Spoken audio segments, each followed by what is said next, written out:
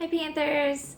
I just wanted to remind you that if you don't have paint, right, my title of this video is No Paint, No Problem.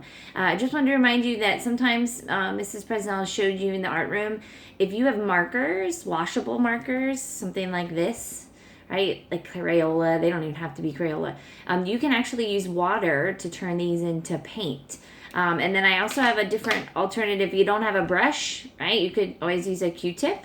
So I started that here on this paper where I have a Q-tip, and then I did the mark and I did some water and kind of rubbed it, and it doesn't spread the marker out a ton, but it will spread it out some. So I was just going to remind you that we make some other marks, that if you don't have paint, which you might not, and that's okay, you could use other resources. So Ms. Presnell made some marks on this paper, and if I take my paintbrush and I kind of run it over those spots, see how it spreads it out, it'll turn it into paint.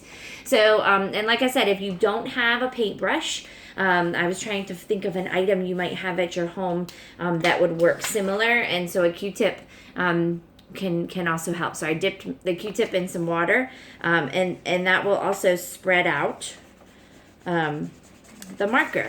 So and it looks like this. So if you are really looking for something different, instead of just drawing and coloring and drawing and coloring, if you have markers and you have a little water and a Q-tip at home, or a paintbrush at home, hey, you can turn it into paint. So no paint, no problem.